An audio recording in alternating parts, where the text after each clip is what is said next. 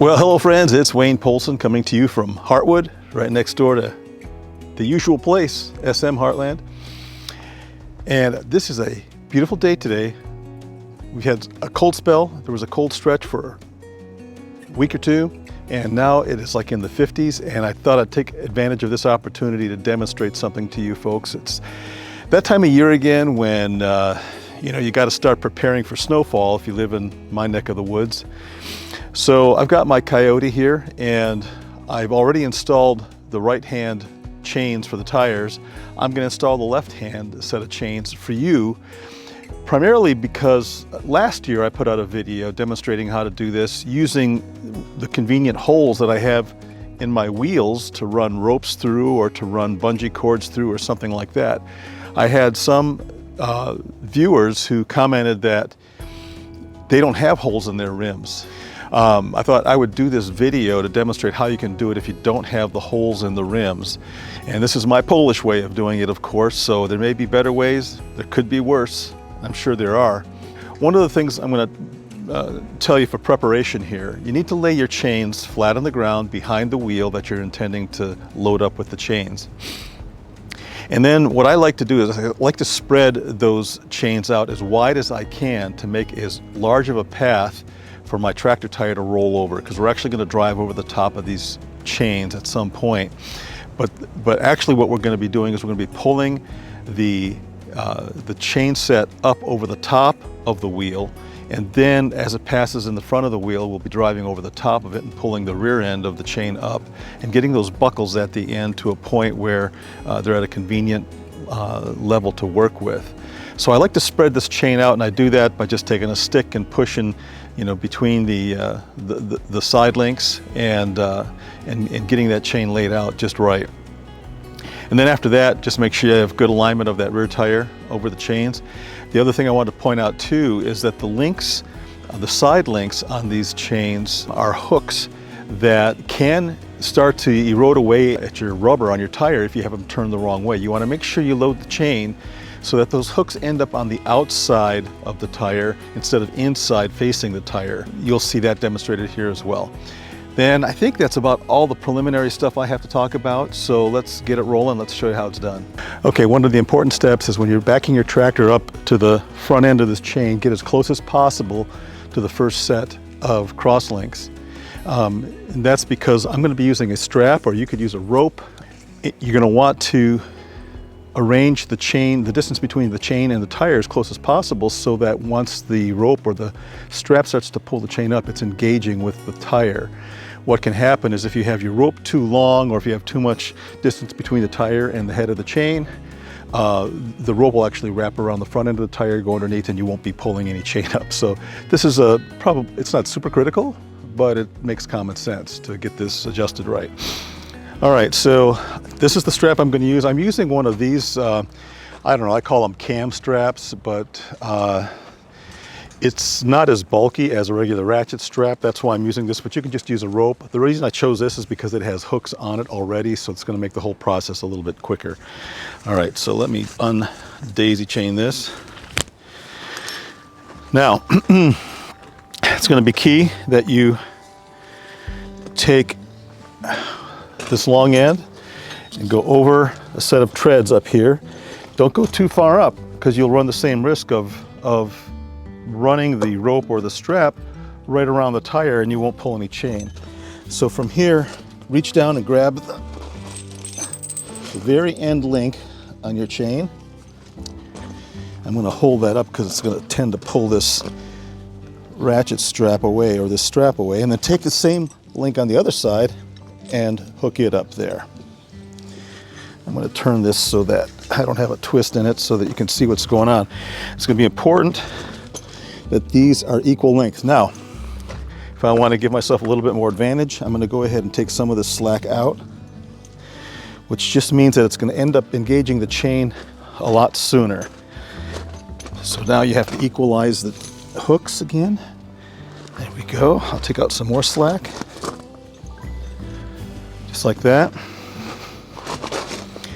Now, I know there's somebody out there going, wait a minute, I don't have this kind of tread. I don't have egg tires on my tractor. Yeah, that's going to be a problem. try duct tape the rope to the top of the tire or something like that. Or you could try to stretch this a little farther up and try to gain some grip. But then you have to really make sure that this set of cross chains right here are engaging as soon as possible, because as soon as this starts to rotate over center, you've got to make sure that, I guess, the distance between this loop in the rope and this first set of chains is less than the diameter of the tire. Otherwise, once you get around here, the rope's just going to fall off and you will have done nothing. Did I just ramble for a long time? That's what I do, folks. Now, as I go ahead and pull the chain up, I'm going to be watching to make sure that the chain is tracking properly, and then I'm going to get off from time to time just to make sure there are no kinks and things like that in the links. So let's try this.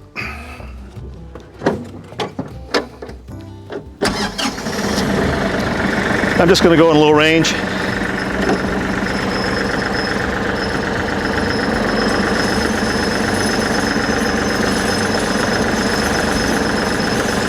All right, so I'm about halfway up. This is looking good. This chain, I want to end up in the center of the wheel or the tire. I'm going to come over here and just make sure that these links are centered and looking good. No kinks. I'm going to spread this apart a little bit more.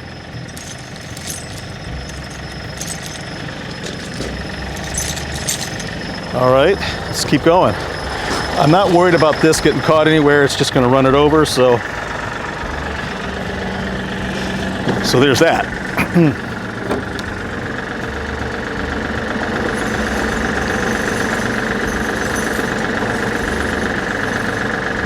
Okay, I'm going to stop here. So just going to check to make sure that everything's still centered properly, aligned properly, no kinks in the links. Everything's looking good. At this point, the goal is going to be to get these hooks right here to end up somewhere in this range here so that it's easy to work with. I don't want to have to be kneeling, and I don't want them way up here because then there's too much chain to pull up. So somewhere in this neighborhood here, let's see how this works.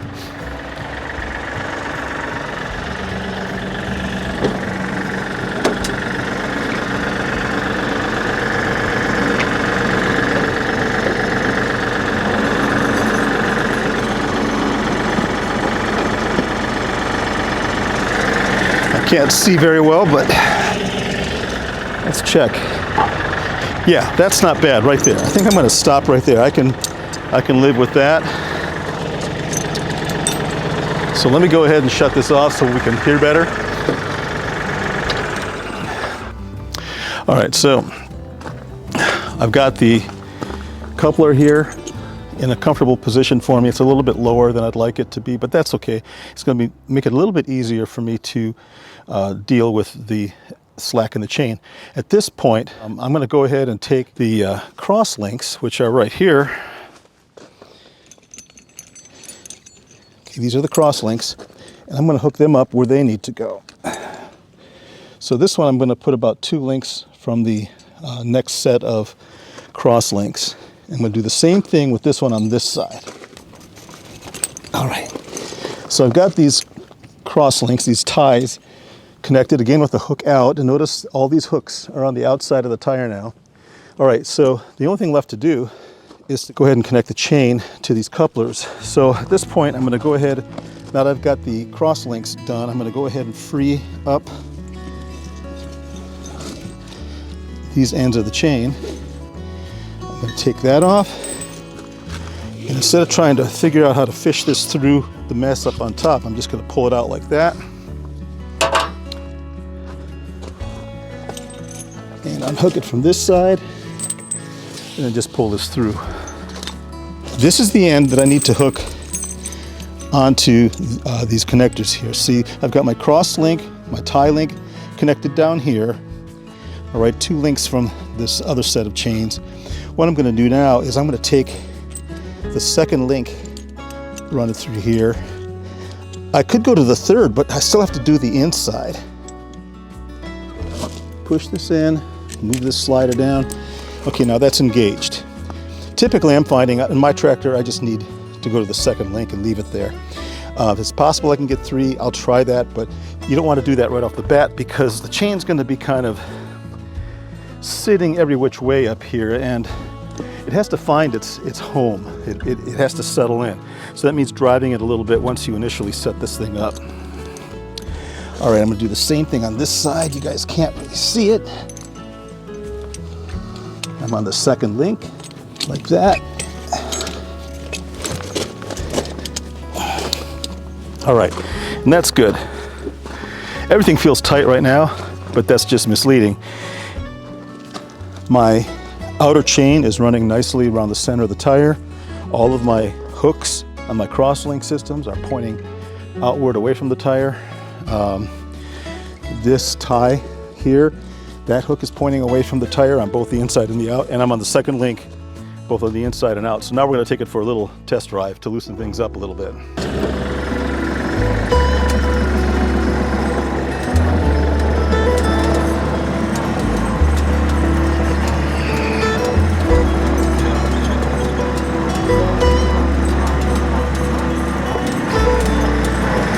Good boy. That's a good boy. Maverick found his bone.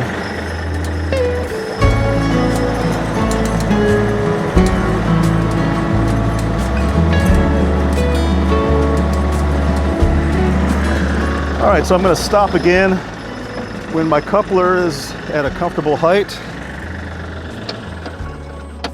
And let's just double check everything. Everything is running pretty flat. And I don't think I'm going to get any more out of this. I think that's as tight as it's going to be, and that's good enough for me. So there you go, folks. So if you wanted to at this point, you could try to get more tension on it. If the chain loosened up to the point where you've got a lot of slop, go ahead and try to manage to get that slop toward the rear of the tire so that you can easily pull it up. That's it, folks. All right, so you may be asking, what's so Polish about this method? Really nothing. It's just because I know I'm 50% Polish. The other 50% is probably Polish, but you know, it's a guess. So 50% Polish, 100% mutt. That's who I am these days. If you like this video, I would appreciate it if you just hit the like button. Leave a comment below, let me know what you think of the video, anything I forgot to put in there or fail to mention, you know, drop something in the comments for me. If you'd like to see some other twist added to this method, let me know. I'd like to know your ideas on that. If you're not a subscriber, I'd love to have you. Just hit the subscribe button, click the bell for notifications. So whenever I post a new video, that's the way that whole thing goes. But more than anything else, folks, be kind in your neighborhood, be kind in your families, and for Pete's sake, be kind to somebody who you just cannot stand. That's the true test of kindness now, isn't it? Well, ain't it or no dare, hey, that's all I got for today. Over and out.